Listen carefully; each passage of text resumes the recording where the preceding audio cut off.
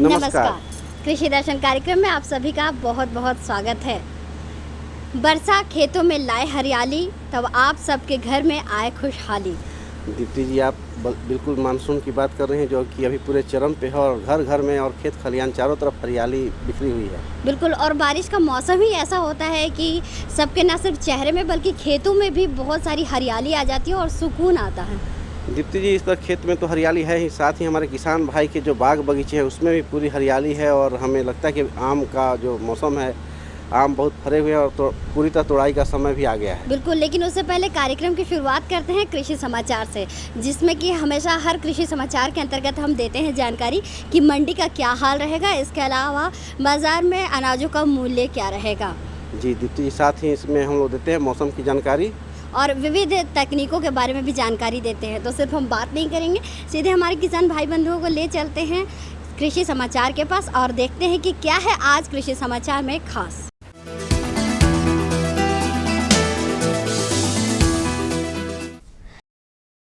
नमस्कार, कृषि समाचार में आपका स्वागत है। मैं हूं हिमांशु शेखर। आइए देखते हैं आज कृषि समाचार में क्या है खास। उन्नत और प्रमाणित बीजों की खरीद पर दिया जा रहा है अनुदान। राज्य में मुर्गी पालन व्यवसाय के लिए महिलाओं को किया जा रहा है प्रोत्साहित। निकाई गुड़ाई के काम को आसान बनाता है कोनो पैडी विडर।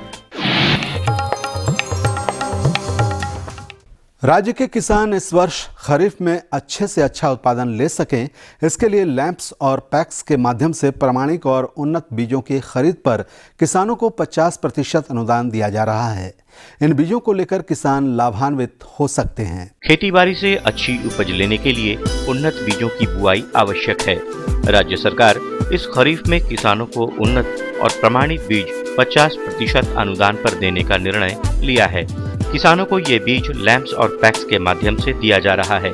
सरकार के इन प्रयास से जहां एक और किसान लाभान्वित होंगे, वहीं गुणवत्ता युक्त अनाज राज्य को अधिक मात्रा में मिल पाएगा। राज्य में मुर्गी पालन के क्षेत्र में महिलाओं को आगे लाने के लिए झारखंड महिला पोल्ट्री स्वावलंबी कॉरपोरेशन फेडरेशन बहुत काम कर रही है। मुर्गी पालन करने के इच्छुक महिलाओं को संस्था मुर्गी पालन संबंधी कई तरह की सुविधाएं मुहैया कराती है, जिससे वे महिलाएं मुर्गी पालन व्यवसाय अच्छी तरह करके लाभान्वित हो सकें।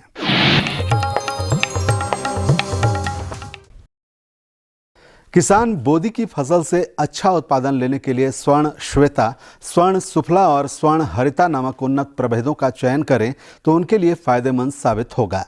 ये किस्में अच्छी फसल देने में सक्षम हैं।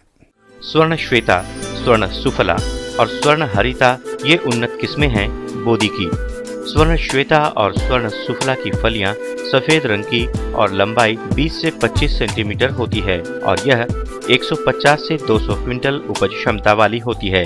किसान भाई बोदी की खेती करना चाहता है झारखंड की धरती पर, उनके लिए मैं ये सुझाव देना चाहता हूँ। हमारे इस अनुसंधान केंद्र से उन्नत किस्म जो लतरदार किस्म है और उसके में स्वर्ण श्वेता, जिसका उपज क्षमता करीब 150 से 200 क्विंटल प्रति हेक्टेयर के दर से है, जो सफ़ेद रंग के होते हैं, फलियाँ करीब 20 से 25 सेंटीमीटर है लंबाई। और इसके अलावा स्वर्ण हरिता जो बहुत लंबे आकार के होते हैं, वो है स्वर्ण हरिता जो करीब 2 फीट से ज़्यादा उसका लंबा है, गोल गुदेदार है, गहरा हरा रंग का होता है।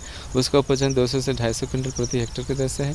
इसके अलावा स्वर्ण सुफला है, वो भी सफ़ेद रंग की बोदी होती है, वो भी 20 से 25 सेंटीमीटर इसका लंबाई है। तो ये तीनों उन्नत प्रभेद का इस क्षेत्र के लिए, झारखंड के हर जिला के लिए खेती कर सकते हैं।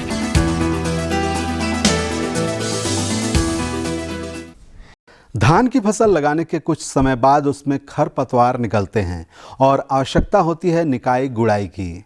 कोनो पैडी विडर एक ऐसा ही कृषि उपकरण है जो निकाई गुड़ाई कार्य को सुविधाजनक तरीके से करता है। निकाई गुड़ाई धान की फसल का एक प्रमुख कृषि कार्य है। इस कार्य को बेहतर तरीके से करने के लिए कोनो पैडी वीडर नामक इस कृषि उपकरण की सहायता ले सकते हैं। इस उपकरण से बेहतर काम लेने के लिए यह आवश्यक है कि फसल कतारबद्ध तरीके से लगाई जाए। एक दिन में लगभग 25 डिसमिल खेत में लगे धान की निकौनी करने में सक्षम इस उपकरण को बिरसा कृषि विश्वविद्यालय के अभियंत्रण विभाग से प्राप्त किया जा सकता है। समेकित कृषि प्रणाली अपनाकर किसान पारंपरिक खेती की तुलना में ज्यादा मुनाफा कमा सकते हैं। समेकित कृषि प्रणाली के और भी अनेकों फायदे हैं। ये कृषि प्रणाली क्या है और किस तरह लाभदायक है, आइए जानते हैं कृषि वैज्ञानिक डॉक्टर BK झा से। और जल जो है हमारे लिए बहुत ही उपयोगी होती है। तो अभी का समय है किसान भाइयों, आप जैसे कि जल का संरक्षण करें, जैसे अपने खेतों के मेढ़ों को ऊंचा करें ताकि जो बरसात का पानी गिरता है वो आपके ज़मीन पे ज़्यादा आपकी पानी आपके खेत में रहे। और ख़ास करके जैसे मेढ़ हैं तो उस पर जो है आप विभिन्न तरह के फसलें जो आती हैं तो वो जो पौधे आते हैं उसको आप लगाएं, जिससे कि जल की और मिट्टी की भू संरक्षण हो। और साथ में जैसे कि अभी का पानी जो है आप जैसे तालाबों में इकट्ठा करने की कोशिश करें, और साथ में जैसे कि अभी का पानी जो होता है वो आप जो इकट्ठा करते हैं तो ये आपकी जो है रबी के मौसम के लिए आपके लिए जो रेसिडुअल मॉइस्चर रहती है वो आपको काम आता है। आइए अब मिलते हैं सफल किसान से और जानते हैं कि किस प्रकार उन्होंने सफलता की सीढ़ियां चढ़ी और सफल किसान कहलाए। सब्जियों की खेती हो या अनाजों की, दोनों में समान रूप से पारंगत इस किसान ने अपने क्षेत्र में सफल खेती कर नाम और धन दोनों कमाया है। अपनी सफल खेती बाड़ी का राज ये कृषि की वैज्ञानिक पद्धतियों को बताते हैं। और पढ़ाई इंटर तक है और हम लोग यही खेती बाड़ी करते हैं। अभी खीरा लगाए हुए हैं और यही सब मिर्चा उर्चा बीन उन लगाते हैं। गर्मी का फसल में अच्छा ही इसका फ़ायदा हम लोग को मिल जाता है। खीरा का इनकम हो जाता है 3-4 लाख रुपए। हाँ, पूरा परिवार का इसी में जो भी पालन पोषण है सब हम ही लोग का इसी में मेंटेनेंस हो जाता है। और अब मंडी भाव में आइए नजर डालते हैं अनाजों के भाव पर। आज खाद्यान्न मंडियों में अनाजों के भाव हल्के उतार चढ़ाव के साथ सामान्य रही। वहीं सब्जी मंडियों में आज के खुदरा भावों को देखें तो उपभोक्ताओं के लिए नरम रही। वहीं कुछ खास अनाजों के आज के भाव इस प्रकार रहे। चावल मोटा न्यूनतम 1800 रुपए से लेकर अधिकतम 2100 रुपए। दाल अरहर न्यूनतम 6400 रुपए से लेकर अधिकतम 7000 रुपए। सरसों तेल न्यूनतम 10100 रुपए से लेकर अधिकतम 10200 रुपए। चीनी न्यूनतम 3550 रुपए से लेकर अधिकतम 3750 रुपए। वहीं प्याज के मूल्य रहे न्यूनतम 1800 रुपए से लेकर अधिकतम 2000 रुपए प्रति क्विंटल।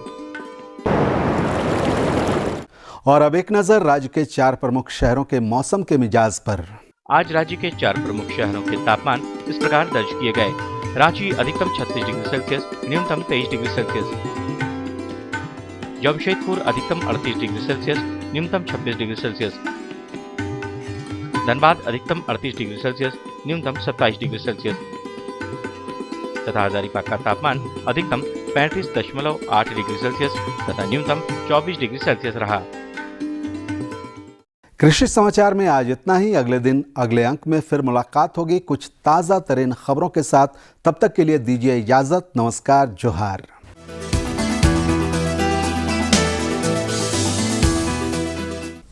ये लो और बताओ। बस। अरे ये क्या भैया जी, बस इतनी सी रासायनिक खाद? किसानी छोड़ रहे हो क्या? किसानी नहीं, नादानी छोड़ रहे हैं। मिट्टी की जांच कराई है।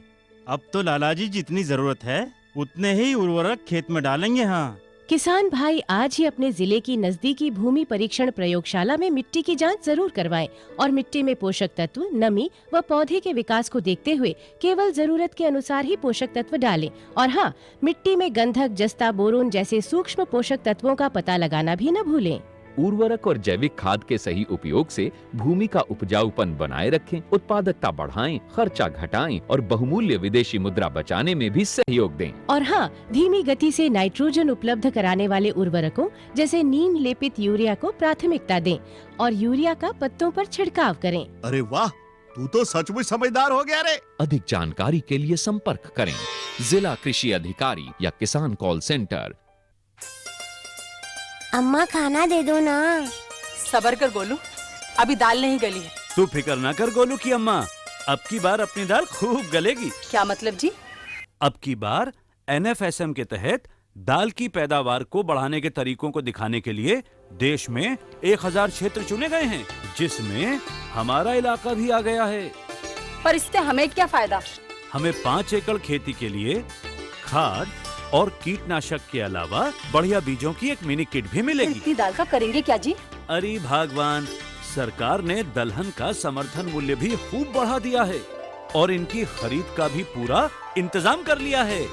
इससे आमदनी बढ़ेगी और फिर हमारा गोलू अच्छे स्कूल में जाकर के कृषि वैज्ञानिक बनेगा। हाँ, तो किसान भाइयों, आपने कृषि समाचार में देखा, मौसम की जानकारी ली, साथ ही मंडी भाव की भी जानकारी ली। तो दीप्ति जी, और हमारे कार्यक्रम में क्या क्या है? बिल्कुल, और कृषि समाचार के पहले आप आम के बारे में चर्चा कर रहे थे। जी, आम तो शुरू से ही फलों का राजा रहा है और आम का नाम लेते ही मुंह में पानी आना तो लाजमी है। जी दीप्ति जी, अब आम फलों का राजा है और अभी पूरी तरह समय है और लग रहा है कि अब उसका विदाई का समय भी आ रहा है। बिल्कुल, अब आम तो भरपेट खाए नहीं कि विदाई की बात आप कर रहे हैं। नहीं दीप्ति जी, अगर हम लोग इसकी सही से प्रोसेसिंग यानी प्रसंस्करण और प्रबंधन करें तो लंबे समय तक आम का मजा लिया जा सकता है। बिल्कुल, और मुख्य रूप में किसान भाई बंधु, आप जब खेती करते हैं और आम की बागवानी के तहत आम जब धीरे धीरे पकने लग जाते हैं तो आपके मन में कहीं ना कहीं कुछ चिंता हो जाती है कि उसकी तुड़ाई करें तो कैसे करें।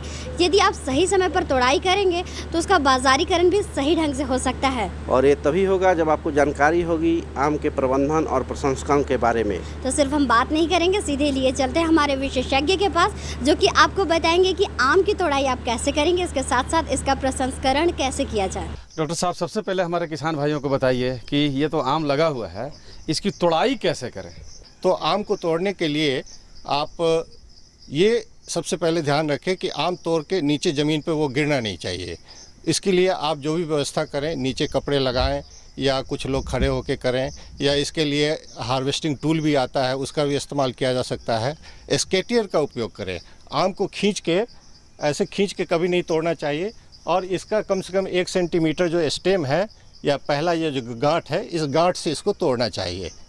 और इसको, ताकि यहाँ से अगर तोड़ देंगे तो इसमें से सैप, जो दूध और तरल नुमा जो चीज़ें निकलती है वो आम के सरफेस पे आ जाती है और उसको जलाती भी है और बाद में वहाँ से वो ख़राब होना शुरू हो जाता है। तो ये बहुत ही इम्पोर्टेंट चीज़ है, इसकी हार्वेस्टिंग के समय इस बात का ध्यान रखने का है। मतलब हम आम ऐसे तोड़े कि उसमें डंठल होना चाहिए। डंठल होना चाहिए, 1 सेंटीमीटर का डंठल होना चाहिए उसमें। और तोड़ने के बाद उसको आप क्रेट में जमा करें।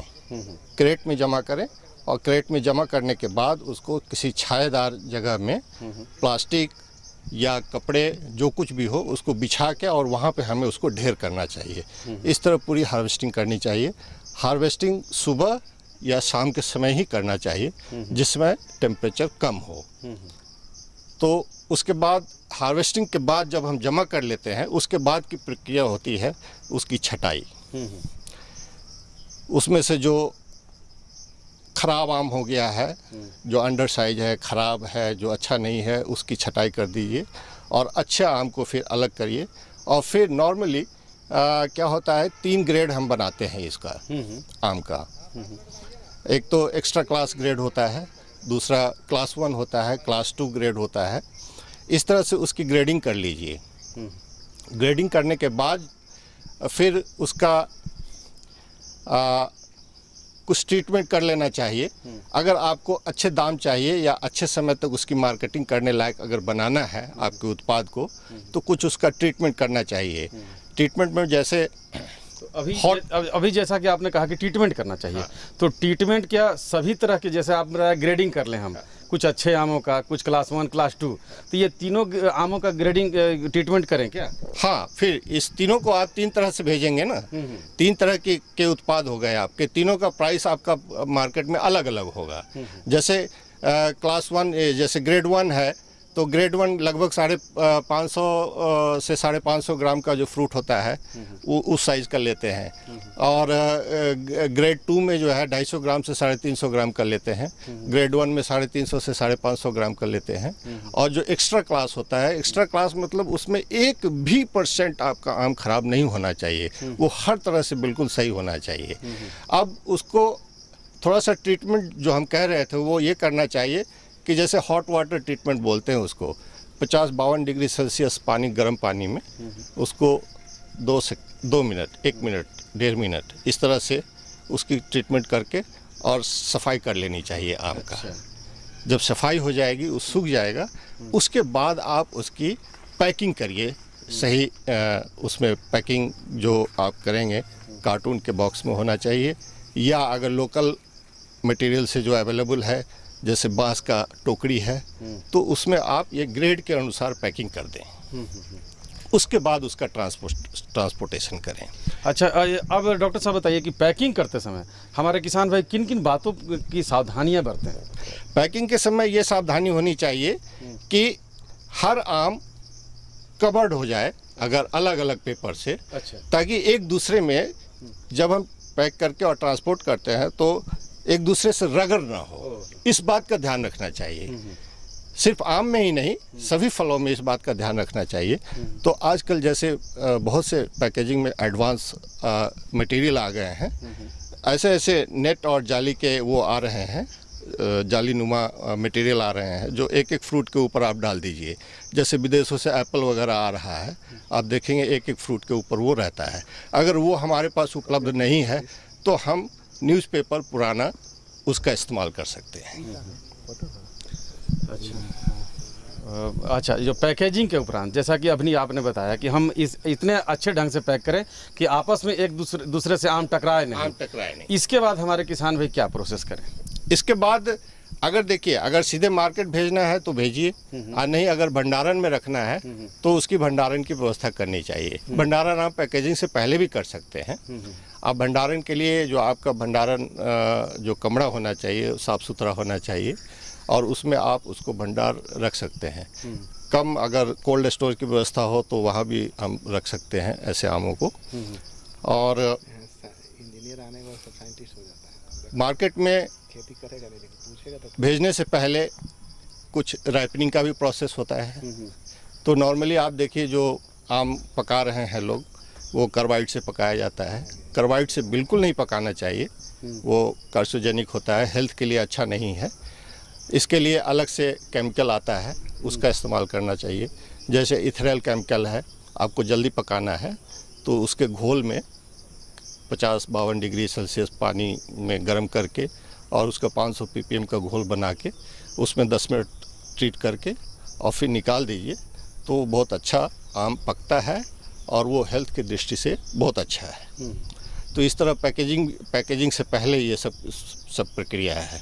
अगर तुरंत मार्केटिंग में भेजना है तो आम को इस तरह से पका के आपको भेजना चाहिए। ये तो हो गई भंडारण और पैकिंग की बात। अब प्रसंस्करण, जो हमारे किसान भाई इसको और ज़्यादा से ज़्यादा मुनाफा कमाने के लिए और कौन कौन तरीकों को अपनाएं? नहीं, प्रसंस्करण की बात जैसे आती है, एक तो ये हो गया फ्रेश मार्केटिंग हमें करना है। तो फ्रेश मार्केटिंग के लिए जैसे मैंने बताया, हार्वेस्टिंग, ग्रेडिंग, पैकिंग और इसकी सही ढंग से ट्रांसपोर्टेशन होना चाहिए, मार्केट तक जाना चाहिए, जिसमें कम से कम नुकसान हो।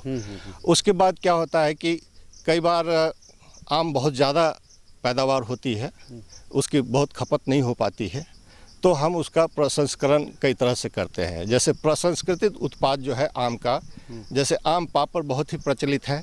जैसे आप देखिएगा, जैसे जो जितने हमारे अच्छे वैरायटी हैं जिसकी लाइकिंग है, जो जिसको पसंद किया जाता है, जिसका एक्सपोर्ट पोटेंशियल है, जैसे अल्फांजो है, केसर है, या हमारा दशहरी है, लंगड़ा है, इन सब का पल्प आजकल प्रोसेस करके और कैंड पल्प, जैसे बड़े बड़े आप मार्केट में जाएंगे, मेट्रो सिटीज़ में जाएंगे तो वहाँ पे आपका ये मिलता है। तो वैसे आमों का वो आम पापड़ में उसका प्रयोग करते हैं।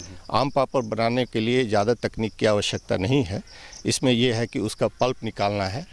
पल्प निकालने के बाद पल्प निकालने के लिए एक आपको मशीन की आवश्यकता होती है, और उसके बाद उस पल्प को कितना मीठा रखना है, कितना खट्टा रखना है, उस हिसाब से उसको तैयार करके और उसको परत दर परत सुखाते हैं, और धूप में ही इस काम को हम करते हैं।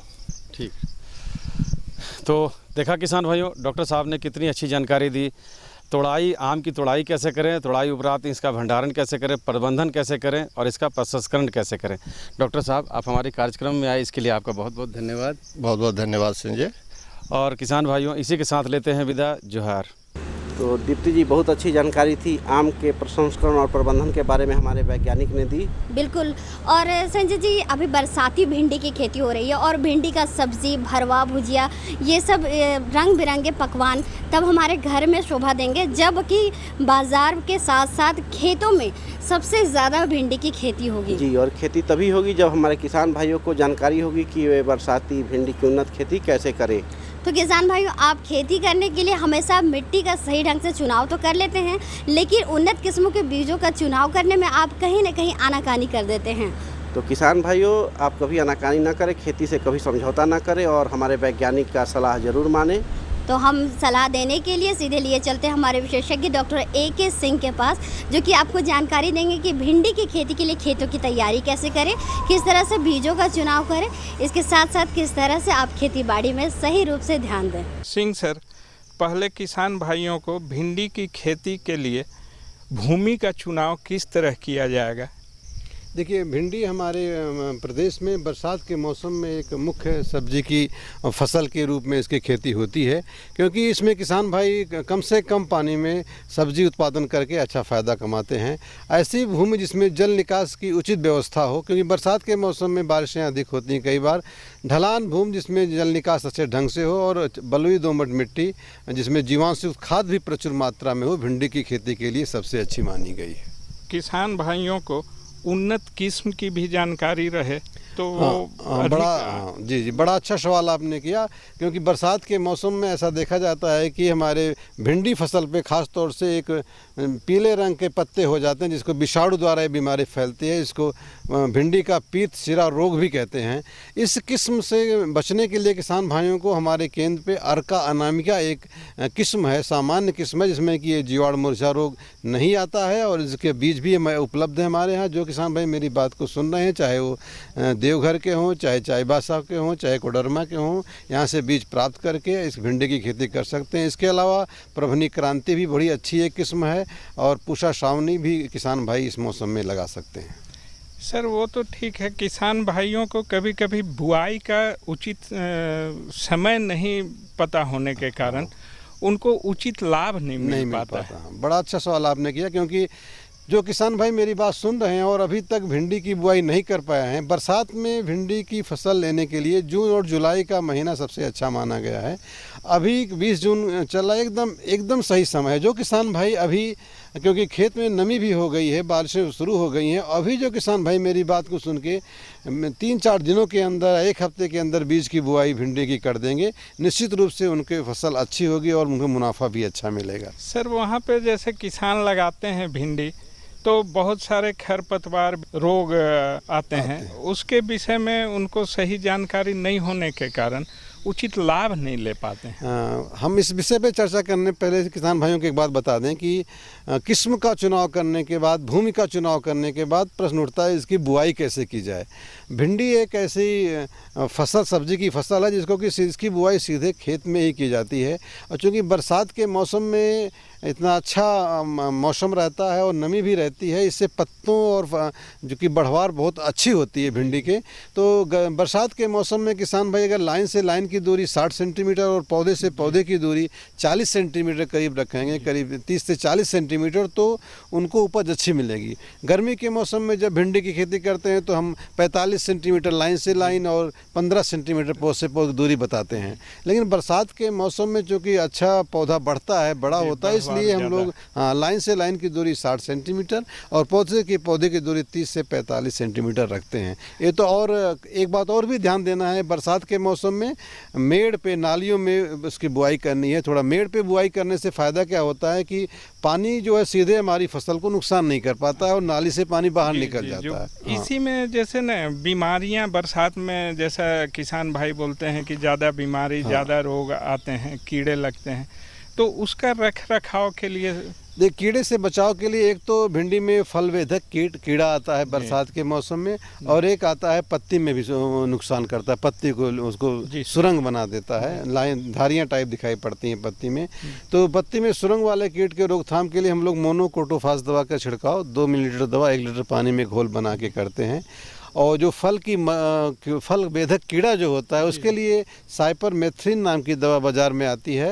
1 ml दवा 1 लीटर पानी में घोल बना के सामने अगर छिड़काव करेंगे, और ये छिड़काव 10 से 15 दिन के अंतराल पे दोबारा भी करना पड़ता है, तो उससे जो है आपके भिंडी के जो आपके फल वेधक कीट है इसका नियंत्रण हो जाता है। जैसे आप बीमारी और रोग का रोकथाम के पूरा उपाय जब जान लिए, तो अब उनका सर समय आएगा कि तुड़ाई और उपज कितना मिलेगा उनको? बड़ा अच्छा भिंडी की बुआई के करीब 35 से 40 दिन के बाद तुड़ाई प्रारंभ हो जाती है। भिंडी में एक बात का ध्यान रखना बहुत ज़रूरी है, क्योंकि कई अक्सर देखा जाता है किसान भाई सोचते हैं कि जब हमारी भिंडी बहुत बड़ी हो जाएगी तब तुड़ाई करते हैं, लेकिन ऐसा नहीं है। जब किसान भाई बड़ी भिंडी की तुड़ाई करते हैं उनको बाज़ार भाव अच्छा नहीं मिलता है, उसमें फाइबर रेशा बन जाता है और उसको खाने लायक सही दाम नहीं मिल पाता है। तो इसलिए किसान भाई भिंडी की फसल की तुड़ाई 35 से 40 दिन बाद जब प्रारंभ होगी तो 4 से 6 दिन के अंतराल पे उनको तुड़ाई करते ही रहना चाहिए, क्योंकि ऐसा देखा जाता है कि जब भिंडी का फूल खिलता है और 5 से 7 दिन के अंदर वो फूल फली तोड़ने लायक हो जाती है। मतलब कि 4 से 6 दिन के अंतराल पर किसान भाई तुड़ाई करते रहेंगे तो उनको एक तो मुनाफा भी लगातार मिलता रहेगा और उनके फसल भी नहीं बर्बाद होगी और अपने उपज का अच्छा लाभ भी उनको मिलेगा। तो किसान बंधु, भिंडी किस तरह हम लोग करते हैं और उसमें किस तरह का उपज प्राप्त होता है, कैसे रोग को नियंत्रण करते हैं, सभी का बहुत अच्छे ढंग से और बहुत सरल भाषा में डॉक्टर AK सिंह सर ने बताया। इससे किसान बंधु काफ़ी लाभान्वित होंगे और उनको सही उपज का सही दाम मिल पाएगा। इस जानकारी के अभाव में उनको काफ़ी नुकसान झेलना पड़ता था। आपसे लाभान्वित होकर किसान काफ़ी पैसे कमाएंगे। इसके जानकारी के लिए आपको धन्यवाद। जोहार। तो किसान भाइयों, आज के कार्यक्रम में आपने देखा कि आम का प्रबंधन और प्रसंस्करण कैसे किया जाए और भिंडी की वैज्ञानिक खेती कैसे की जाए, बरसाती भिंडी की।